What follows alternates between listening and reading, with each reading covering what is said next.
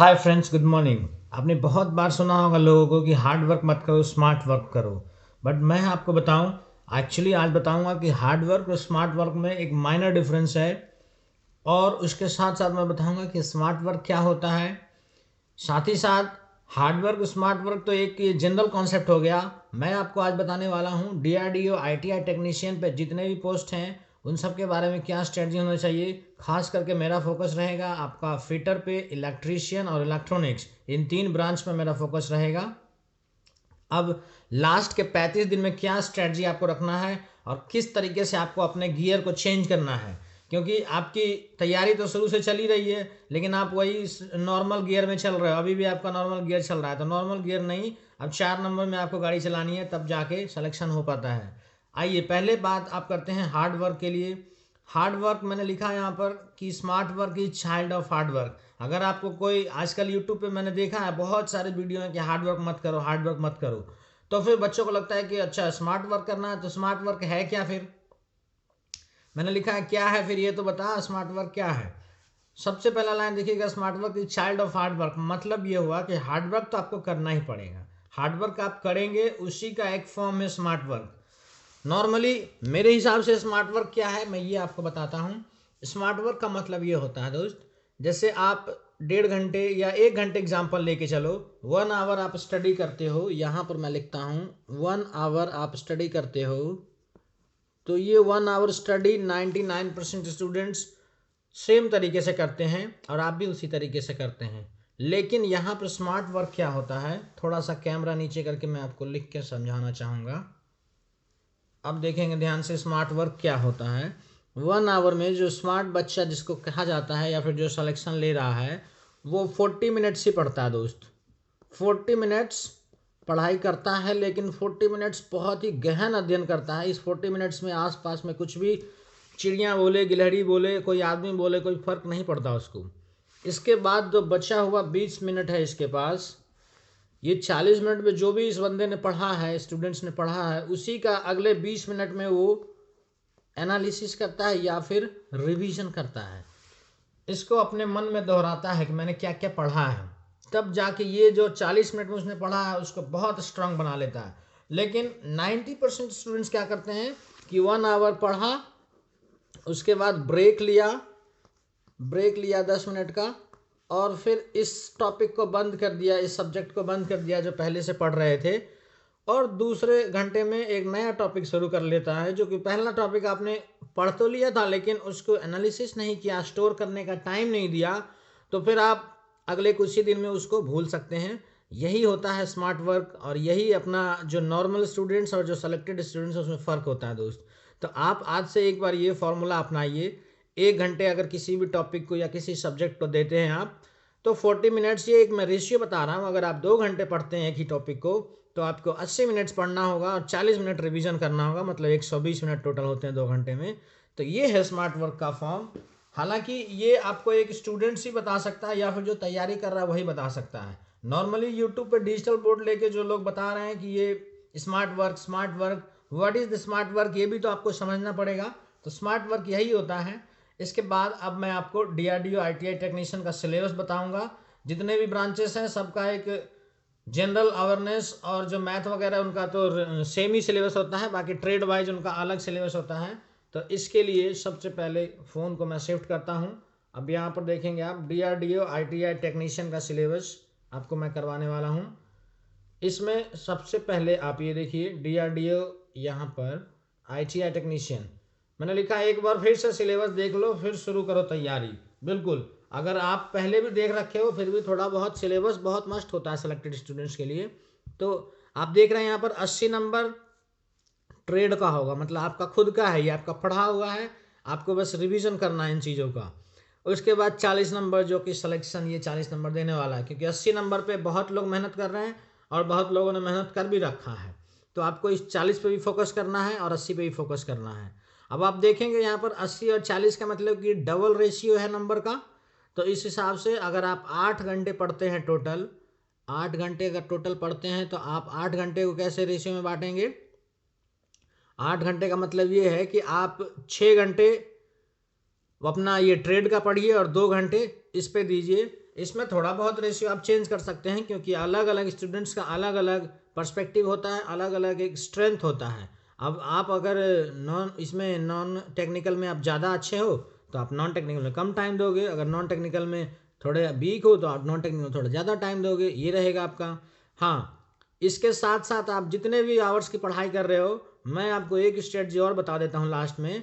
अभी तक आपका कुछ ना कुछ ऐसा टॉपिक होगा जिसको आपने नहीं पढ़ा होगा, या फिर वो नया टॉपिक होगा जिसको आपने एग्जाम के अभी रिसेंट एग्जाम में देखा होगा।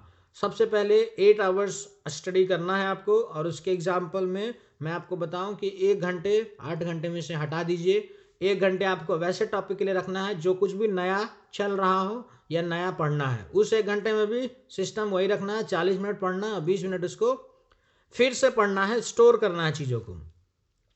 क्योंकि बहुत ज़्यादा आपने सुना होगा कि बहुत ज़्यादा पढ़ा है बस नौकरी नहीं लग रहा है, हम सबके साथ भी यही है, मेहनत बहुत ज़्यादा कर रहे हैं, सिलेक्शन नहीं हो रहा। इसका मतलब क्या है, आपको वही समझ में नहीं आ रहा है। ये मैंने आपको बता दिया कि स्टोर नहीं कर पा रहे आप चीज़ों को, बस आगे पढ़ते जा रहे हैं। ऐसा है कि लूट लें और पढ़ें और पढ़ें और पढ़ें, लेकिन पीछे फिर गायब होते जा रहा है। तो आपको अभी से अगर आपने स्ट्रेटजी चेंज कर दिया 30 से 35 दिन में, आपका सिलेक्शन इस बार कंफर्म हो जाना दोस्त। चलिए 40 नंबर के लिए इंग्लिश, जीएस मतलब जनरल साइंस, रीजनिंग, मैथ और जनरल अवेयरनेस, इसको पढ़ना है आपको। इस सारे टॉपिक में आपको यही रखना है कि जितना भी आप पढ़ो उसका 20% टाइम रिवीजन के लिए सेम चीज़ को पढ़ना है। थोड़ा सा आपको बोरिंग लग सकता है शुरुआती में 10 दिन, लेकिन आप अगर 10 से 11 दिन फॉलो कर लिए तो अगले 11 दिन के बाद आपको लगेगा कि अब मैं बाकी स्टूडेंट से अलग हो गया हूँ, बिल्कुल अलग हो गया हूँ। तैयारी करने में मज़ा भी आने लगेगा आपको। ओके, अब लास्ट में आपको किस चीज़ पे फोकस करना है सिलेबस पे, वो मैं बताता हूँ। इन्हीं टॉपिक्स को बार बार पढ़ना है जितना टाइम आपके पास बचा हुआ है फिलहाल। टेक्निकल में मेहनत तो आप कर ही रहे थे, लेकिन अभी जो जनरल स्टूडेंट्स हैं, नॉर्मल स्टूडेंट्स हैं, वो क्या करता है कि जो टॉपिक उसने पढ़ रखा है वो सोचता है कि उसी टॉपिक को फिर से रिवीजन कर लिया जाए।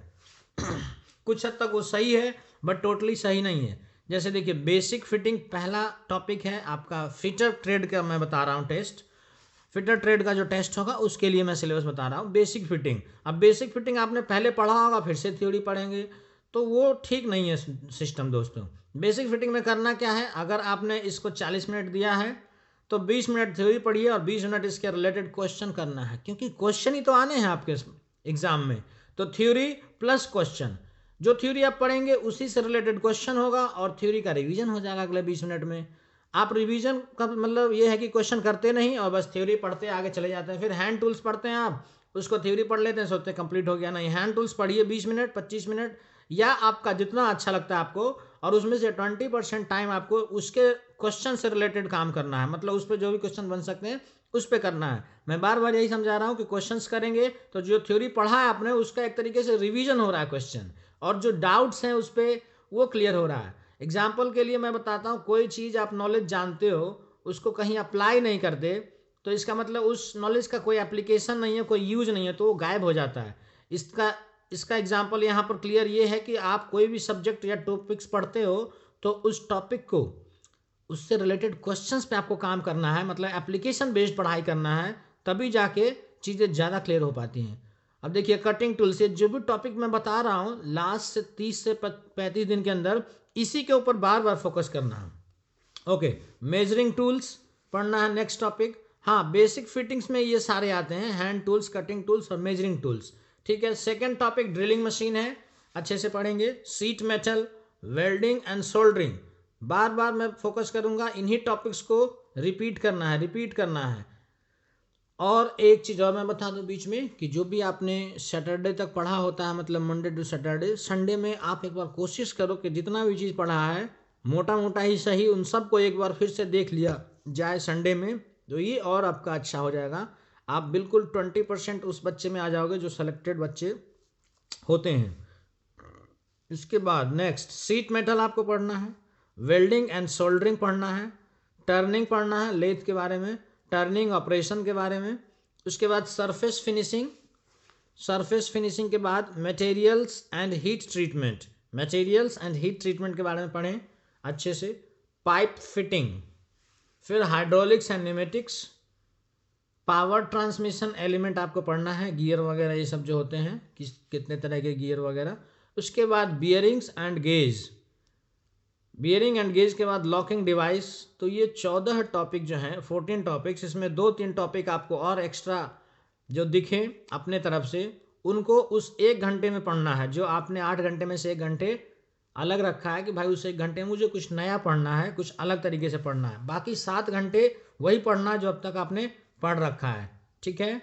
इसके बाद जनरल अवेयरनेस, रीजनिंग, जीके, इन सब के बारे में आपको पता है क्या आ रहा है, एग्जामिनर क्वेश्चन क्या पूछ रहा है। आप मेरा स्टैटिक जीके का भी वीडियो देख सकते हैं जो कि मैं मिक्स टॉपिक पे करवाता हूँ। और सिलेक्शन का दोस्त यही तरीका होता है मिक्स टॉपिक पे। आप टॉपिक वाइज पढ़ते रहेंगे, 2-3 साल लग जाएगा आपको दोस्त। उसके बाद फिर 3 साल बाद आपको कोई अच्छा आदमी मिले तो आपको बता देगा कि यार मिक्स टॉपिक की पढ़ाई कीजिए, तब जाके सिलेक्शन होता है। क्योंकि टॉपिक वाइज पढ़िएगा, पीछे भूलिएगा, आगे पढ़ते जाइए, पीछे भूलते जाइए, तो ये अच्छा नहीं होता ना फ्रेंड्स। ओके, इलेक्ट्रीशियन के सिलेबस की बात करते हैं। बेसिक इलेक्ट्रिसिटी, तो चाहे इलेक्ट्रॉनिक्स का सिलेबस हो या इलेक्ट्रीशियन का हो, दोनों को ही पढ़ना पड़ता है। उसके बाद सर्किट थ्योरी, इलेक्ट्रीशियन में पढ़ना है आपको, बहुत ही अच्छे से पढ़ेंगे circuit theory. Magnet and electromagnet, AC polyphase system, ये मैं इसलिए बता रहा हूँ कि ये टॉपिक्स अगर आपने पढ़ा है तो अपने कॉपी में सबसे पहले तो इन टॉपिक्स को लिखिए। उसके बाद जो टॉपिक आपने पढ़ लिया उसके ऊपर टिक लगाइए, एक सिंगल टिक। जो जो नहीं पढ़ा उस पर टिक नहीं लगेगा। तो इससे आपको एक कंपैरिजन मिल जाएगा। एग्ज़ाम आते आते अगर तैयारी नहीं हुई है तो आपको पता लग जाएगा कि मेरी इतनी तैयारी कम है, तो मुझे अब अगले 10 दिन में या लास्ट 10 दिन में कितने अपने स्पीड को बढ़ाना चाहिए।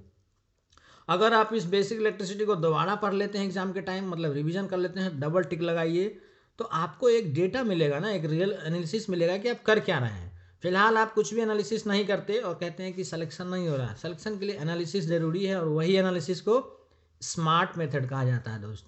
मैग्नेट एंड इलेक्ट्रोमैग्नेट पढ़ना है आपको। एसी पॉलीफेज सिस्टम पढ़ेंगे, इलेक्ट्रिकल मेजरिंग इंस्ट्रूमेंट पढ़ेंगे, इलेक्ट्रिकल मशीन पढ़ेंगे जिसमें खास करके डीसी मशीन पे फोकस करना है, ट्रांसफार्मर और इंडक्शन मशीन, इंडक्शन मोटर इसको कहेंगे, मशीन नहीं कहेंगे। ट्रांसफार्मर के बारे में अच्छे से पढ़ें। अल्टरनेटर से बहुत सारे क्वेश्चन बनते हैं, तो आप अल्टरनेटर के पूरे डीप स्टडी करेंगे। सिंक्रोनस मोटर का डीप स्टडी करना आपको। Single phase motor and special machine, special machine का मतलब जो नए मार्केट में जो जो अभी यूज में चल रहे हैं, जैसे लीनियर मोटर हो जाता है, रोटरी मोटर हो जाता है, और भी कई चीज़ें हैं, सिंक्रोस है ना, एलवीडीटी है, लीनियर वेरिएबल डिफरेंशियल ट्रांसफार्मर, तो इन सब को स्पेशल मशीन में रख देते हैं। फिर जनरेशन पढ़ना है, पावर सिस्टम का एक टॉपिक हो गया ये, जनरेशन कैसे करते हैं। ट्रांसमिशन एंड डिस्ट्रीब्यूशन पढ़ना है आपको। स्विच गियर एंड प्रोटेक्शन पढ़ना है। Switch gear, protection, transmission and distribution and generation, ये तीनों टॉपिक को एक ही साथ पढ़ें क्योंकि ये पावर सिस्टम का ही टॉपिक है। उसके बाद यूटिलाइजेशन ऑफ इलेक्ट्रिकल एनर्जी से बहुत क्वेश्चंस बनते हैं क्योंकि ये एक एप्लीकेशन बेस्ड पढ़ाई हो जाता है कि आप जो इलेक्ट्रिकल एनर्जी जनरेट कर रहे हो उसको कैसे यूटिलाइज करोगे, क्या क्या इक्विपमेंट्स उसमें लगते हैं। तो यूटिलाइजेशन ऑफ इलेक्ट्रिकल एनर्जी क्या है, आपको एक तरीके से सभी चैप्टरों का जो अभी तक आपने पढ़ा है उसका रिव्यू दे देता है कि कहाँ अप्लाई करेंगे, कैसे अप्लाई करेंगे, ठीक है। अब 14 टॉपिक्स को आपको बार बार रिविजन करना है और 8 घंटे अगर आप स्टडी करते हैं तो उसमें से 1 घंटे अलग रख दें जिसमें कि बेसिक इलेक्ट्रॉनिक्स आपको पढ़ते रहना है। पीएन जंक्शन पढ़ेंगे एंड बीजेटी पढ़ेंगे इसमें बेसिक इलेक्ट्रॉनिक्स में। Number system and logic gates ये जरूर पढ़ लेंगे। And gates, NAND gate, basic gates क्या होता है, यूनिवर्सल गेट्स क्या होता है, इनसे क्वेश्चंस बनते हैं। तो ये आपको रैंकिंग देता है, एग्जाम में सिलेक्शन देता है, क्योंकि सब बच्चे इसको पढ़ते नहीं या फिर पढ़ते हैं तो भूल जाते हैं। सिस्टम आपको बार बार मैं फोकस कर रहा हूँ कि वही रखना है। 1 घंटे अगर आप पढ़ते हो तो उसमें से 40 मिनट टॉपिक्स को पढ़ना है, 20 मिनट उसी टॉपिक्स को रिवीजन करना है। नेक्स्ट आते हैं इलेक्ट्रॉनिक्स पे। बेसिक इलेक्ट्रिसिटी मैंने बताया सब लोग पढ़ते हैं। डिजिटल इलेक्ट्रॉनिक्स, ये तो इलेक्ट्रॉनिक्स का पार्ट ही है तो इसको अच्छे तरीके से पढ़ना पड़ेगा। डिजिटल इलेक्ट्रॉनिक्स में माइक्रो कंट्रोलर पे खास करके फोकस देना है। इसके बाद इलेक्ट्रॉनिक डिवाइस जिसमें Schmitt trigger, crystal oscillator, thyristor, junction field effect transistor JFET, उसके बाद MOSFET, metal oxide, semiconductor, field effect transistor ये पढ़ना है। मल्टी वाइब्रेटर, उसके टाइप्स कहाँ कहाँ यूज होते हैं, UJT unijunction transistor, SCR silicon control rectifier सबसे पहले पढ़ना है। उसके बाद बीजेटी और पीएन डायोड पढ़ना है, ये बताया जा रहा है। हाँ सॉरी, पहले बीजेटी और पीएन डायोड पढ़ना है, मतलब पीएन जंक्शन पढ़ना है।